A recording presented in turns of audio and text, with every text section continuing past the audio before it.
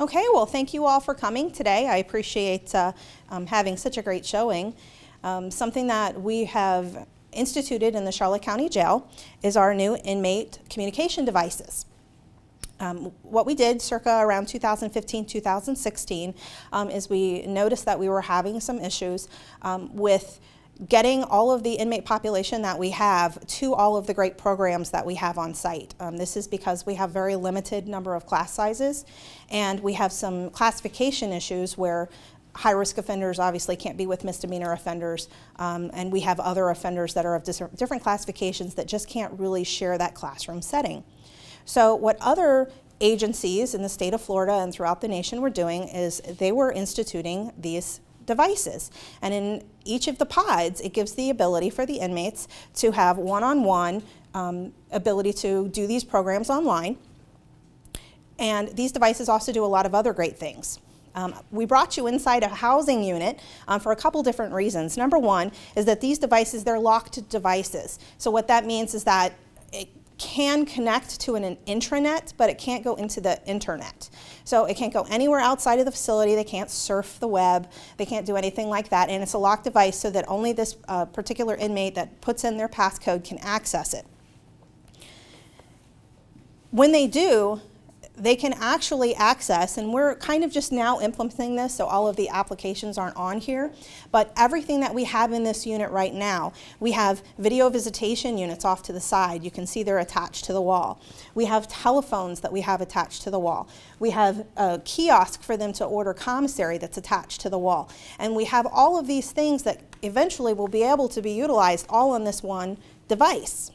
So it helps us be a little bit more efficient with the way that we provide products to the inmates. We also can have them institute their own programs so they can decide, instead of being on a wait list to go onto that program, or if they don't have the classification to be in a classroom setting, they can go on and they can do their self-help, anger management. They can go into parenting classes online, and they can even get a certificate. So one thing that we did is we reached out to the courts, and we made sure that all of the programs that we put on are compatible with their cases. So if they're court ordered to go to a parenting class, for example, they can do that online, and then we can print the certificate out and provide it to the courts for them. And they don't have to wait to go into a program. They don't have to wait and hope that they meet the classification to be in that. So that was initially why we started this. In 2016, we did an RFP. We had multiple vendors apply, and we did award the contract to Smart Communications.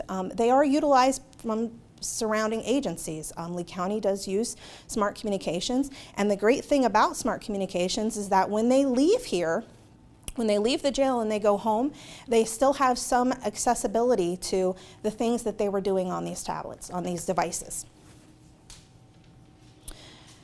We have started a mail guard system. It's going to start January 1st. A little bit about the mail guard. One thing that jails worry about, obviously, all the time is safety and security. And we have had incidents where we have individuals that attempt to sneak drugs into our facility. They will conceal drugs underneath the glue portions of the envelopes. We've had white powder incidents where the entire facility has been locked down, and we've had to have hazmat respond. So our number one goal is to ensure that we don't have these type of dangerous things come into our facility. So something that was developed through Smart Communications and a corresponding company is this mail guard. So individuals, family members that want to send mail in can send it to an outside address, and it is scanned. And that message then comes up onto this tablet, onto this device. And then they can look at their letters, and we don't have to worry about that dangerous contraband coming into our facility. So it's a win for the sheriff's office as well. The devices have a messaging function. One of the key things with any population of detainees is making sure that they don't lose contact with family and friends in the outside. We give them a lot of different opportunities to do that. We provide them with telephone calls, with the video visitation, and we obviously do the mail. Well, one thing that this will allow them to do is they can set up, and it's done through a secure hub. so we can still monitor and we can still watch exactly who's communicating and make sure that there's no safety or security concerns.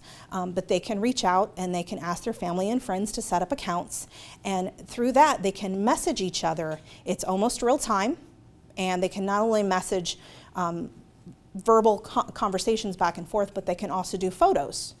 And we can review the photos and make sure they're not inappropriate. And we have a staff member that reviews all of this stuff and scans it and makes sure nothing gets through.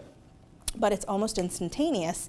Instead of waiting for that mail to have to go through the facility, wait for the U.S. Postal Service to then mail it back to this facility, and that time delay, this is almost automatic. And through that messaging portion, we do give them 2 free credits a week, so they're allowed to send those messages for free. Once they've reached that limit, then they can purchase additional messages if they would like.